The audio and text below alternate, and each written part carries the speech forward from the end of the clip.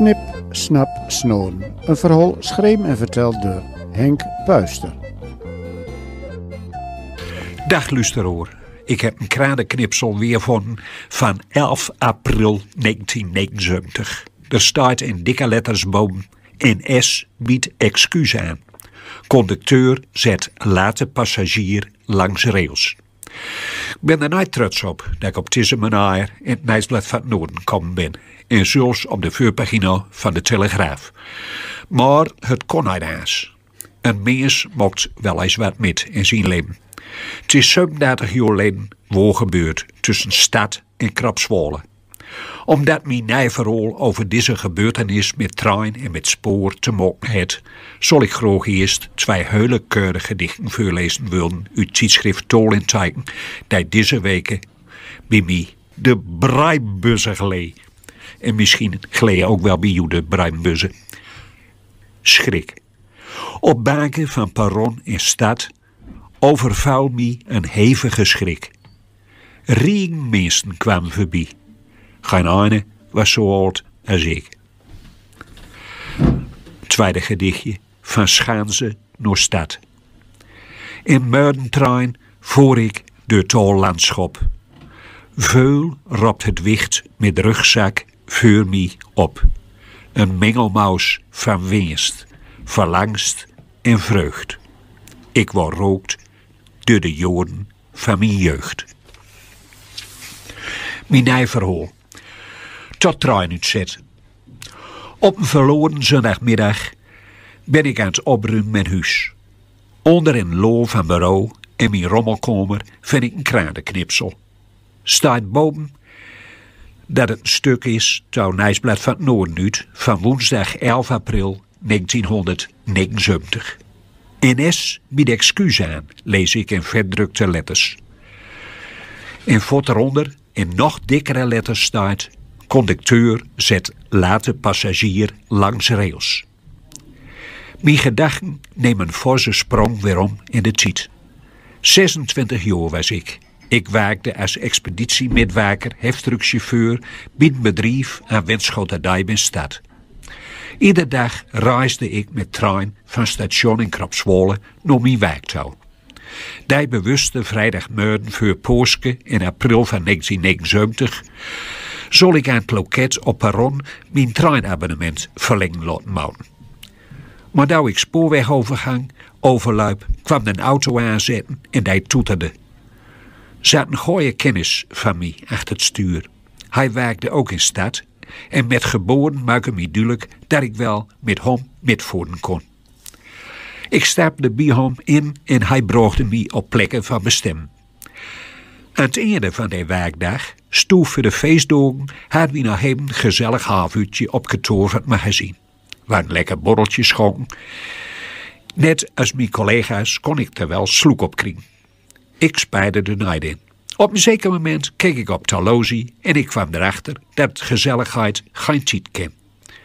Wil ik om en bij etenstijd thuis komen, moeke had de warme openpot vast al klaar, dan moest ik voordelijk maken dat ik bij het station kwam. Achter de poest hoorde ik het Grunniger hoofdstation. Gelukkig, trein was nog niet vertrokken.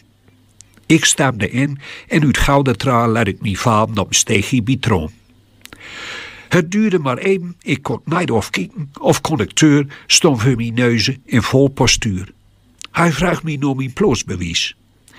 De man had een dikke rode kap en hij keek orig stroekel uit. Brillenharen op met champotglozen. Ik grobbelde in aan mijn butsen en kwam te ontdekken dat ik geen geldig vervoerbewijs in mijn bezit had. Naar waarheid vertelde ik de man in uniform, die Paul voor mij stond, dat mijn abonnement verlopen was en dat ik geen tijd had om hem verlengd te laten. Conducteur keek me eerst zacht aan en naar mijn touw leek, wuid zijn wenkbrauwen zwaarder en mistroostiger. Nou zei het tegen me van dat ik over de prijs van mijn treinkoortje heen een boete betalen moest van 15 gulden. Sik om €7 dus. Stom verboosd was ik. Ik had dodelijk geen antwoord voor hen. Ik zag al die schappelijke conducteurs voor mij, die reizigers zonder kooitje en trein gewoon de prijs van enkele reis betalen luiden, zonder dat een verder boute overheen kwam. Vastbesloten zei ik van, 15 gulden? Dat is veel te veel, dat betaal ik niet. Conducteur gloop in mijn portemonnee en hij antwoordde, u hebt het bedrag wel. De betole bekstok van een kerel, ik was stokvergrilde bom. Ik betaal geen 15 gulden, huil ik vouwde bij stok. Als ik nou het dubbele bedrag van de retourtje onbetaald moest haar, dan had ik dat redelijk van. Maar zo'n dikke bouten, geen denk aan. De man was ook niet kennen laten. Hij zei, zelf weten. Als u niet betaalt, laat ik de trein stoppen en dan zet ik u eruit. Dat moet die bukken van een kerel als flik, ging het door me heen. Daar is er nog lang niet klaar met. Dat doet er natuurlijk nooit. Hardnekkig ging ik er schout voor zitten. Wat denkt die hampel wel van mij? Dat ik me door hem onder het mouw stoppen laat? Dat kunnen vergeten. Van Nijs zei ik in alle kalmte dat ik dat dik bedrag naar betonen zal. Conducteur kneep ogen dicht, kreeg recht een paar zwiene-oogjes, liep voort en door een zeetje kwam trein tot stilstand. Douw liep op me af, kreeg me bij de arm en ziet dat er zei van, komt u maar met me mee naar buiten.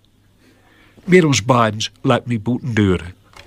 Over de rails. Ik zag mijn medereizigers nieuwsgierig met neus en glas kijken wat of er wel niet los was. Van schaamte wil ik wel door de grond heen zakken. Het was correct, of was ik de grootste misdadiger die daar rondliep? Waar was ik eigenlijk? Geen idee. De trein was al nu vereende op glee en ik stond midden de pad in actie, waar ergens en nergens huizen. Wietvoort zag ik kooien grozen en gruilaat en was geen leemtig wezen te bekennen. Wat moest ik? Lopen bij de regels langs door Ustau? Dat was je geen daugelijk. Lang hoefde ik niet prakken zaten. Uit richting Nijsgansen kwam lege goedentrein aanzetten. En in het tijd van zoezen zat ik bij de bestuurder in het vervoermiddel. Ik vertelde hem wat of de vuurvader was. De man keek me aan en hij begreep niks van de hele situatie. Het duurde maar even of ik stond weer op het perron van het huisstation in stad. Diep verongelukt meldde ik me bij de bolie en deed me verhaal.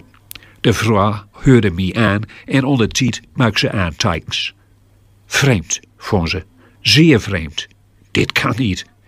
Mensen die zijn hebben dat ik uit trein uitzet ben, kent wel meinen dat ik een gevaarlijk individu ben, die kwijt wat op zijn kaafstokken heeft.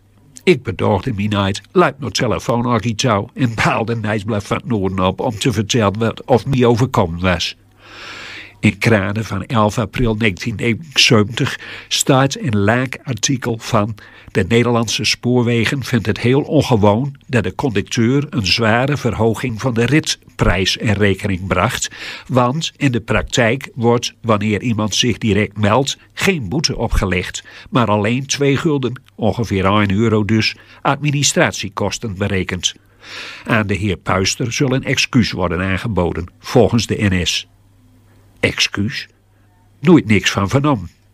Kort nadat ik trein uitzet ben, zag ik die bewuste dikkop van conducteur weer mijn kaan uitlopen, dat ik in trein zat en van mijn werk naar huis toe ging. Ga maar even mee, hoorde ik om zachtjes zeggen. Ik? Met die met? Dat was al een moment nu weer, besloot ik voor mezelf. Toen heeft me verschut zet in een volle trein. Nou zelfs daar ook die excuus aan bij het mout met een trein vol met volk. Het is er niet van kon. Als een man van Easton en Stogel bleef ik resoluut op mijn plekken zitten, totdat ik eruit moest en krap zwollen. Die stoenske stoetenbanden van de conducteur heb ik nooit weer zijn. In een zware nacht, na uren van stevig innemen, zag ik in mijn diepste sloop nog wel eens een grofmeelden schobbert met een roege snorrenboord en een blaar conducteurspak naar mijn touw vorm. Dan word ik niet bunzelachtig en ook niet kwaad. Meelieden heb ik ten met een man als ik om met sneu gezichten en met afhangende schouders bij mij voortlopen zei, steer tussen beiden. Ik hoop dat hij inzicht kreeg het en dat hem het goud gewoon mag in zijn leven van alle dag.